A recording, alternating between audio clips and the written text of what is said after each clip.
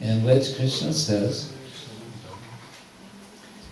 within his list of many things which he is the best of, he says, Yajnanam japa yajñosmi japa.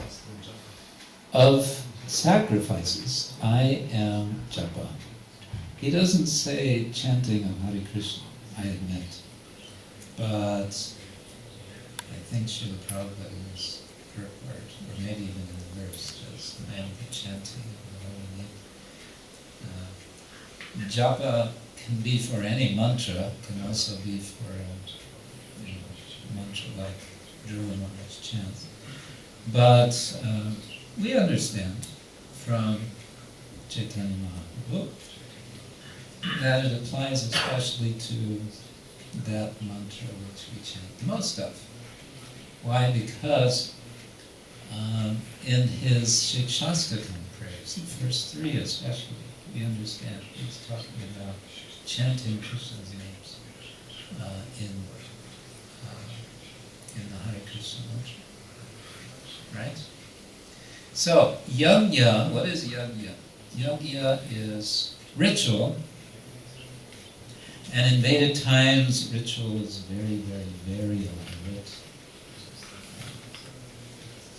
And it was employing a lot of people. A big yajna performed by a king was employing all kinds of people in the process. Sometimes they would go on and sacrifice for an entire year. An Ashwamedha yajna, which would end with Rajasuya, would last for an entire year. So this was kind of big time ritual technology. And the function of the yajna is, okay, yes, it's for getting whoever's sponsoring the yajna eventually to Sarga. That's there, but in a way, more importantly, the yajna is about cosmic maintenance. So it's a way for getting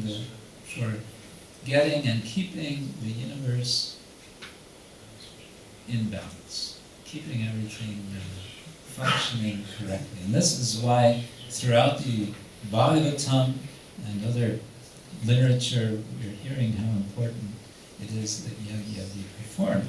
And Krishna is saying in the Bhagavad Gita that the best, he's saying, he doesn't say the best, but it's implying the best. Of all yajnas, I am the chanting of Hare Krishna, Krishna, Krishna, Krishna. So, if that's the case, then we can expect that by chanting Hare Krishna, which is a yajna, and it's the best of yajnas, that we are benefiting the whole planet. We're benefiting everybody around us. We're benefiting the Lord.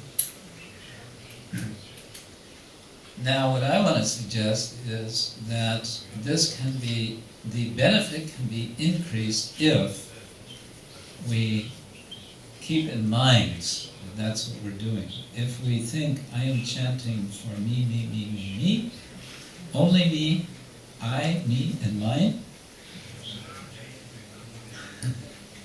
the rest of the world can go to hell,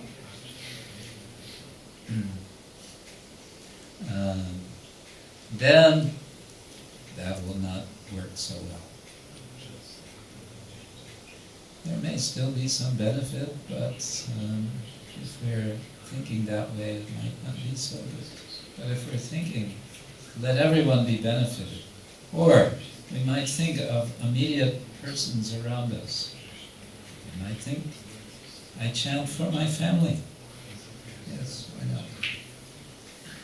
Let my family be benefited. We can think in terms of concentric circles. Because we tend to see ourselves in the center of our lives, and then sort of concentric circles of family, friends, family relations, friends, and then village, town, city, country, whatever, universe. So we can think in such terms.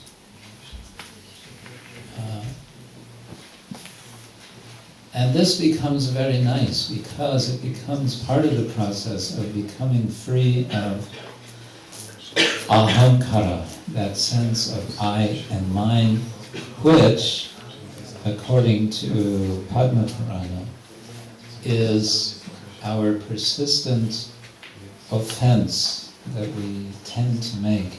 Shutvapi nama mahatnyam yapriti rahito adama aham mameti paramo namniso api aparadakrit. We persist in being aparadhi to the holy name, literally makers of aparadakrit, when we retain the idea of I and mine. Despite having heard shutva api, despite having heard so many instructions, so much advice, that we are not the center of the universe. So if we can think, what can I do for others? What can I do for the world? Not just what can I do for myself, but what can I do for the world? Then that becomes a way to open ourselves up to Krishna's mercy, Krishna's grace, by which, number one, we can actually hear the Hare Krishna mantra. We can pacify the mind, which is, we discussed this yesterday, which has these different tendencies to go to the past or the future, to accept, to reject. Did anyone experiment, those of you who were here yesterday, did you experiment with these points we made yesterday? Anyone? How did you find? Was this helpful? Yeah? Helpful to control the mind? I see a couple of heads now. Anyone over here who was here yesterday? What we were explaining is that as we're chanting Hare Krishna, our mind is wandering. And we know that what we're supposed to do, what we want to do, is bring the mind back. To what? To Krishna, to the self, which can also refer to Krishna self with a capital S, Paramatma Krishna. We want to do that, and yet sometimes we let the mind go, almost like an Ashwamedha horse. You know, the king sends the Ashwamedha horse out for 1 year, accompanied by 100, I think it's described, 100 soldiers who allow the horse to go wherever it wants to go. And if there's any obstruction to the horse, there will be a fight. So sometimes we think we talked about the mind being like a horse. We don't want the mind to be like an Ashwamedha horse, that we let it go on and on and on, wherever. No, we want to keep bringing it back. But we can't force it. We can draw it back. We can lead it back. In English, they say you can lead a horse to water, but you cannot make it drink. You have this in Macedonia. Yeah? Polish? How do you say it in Polish?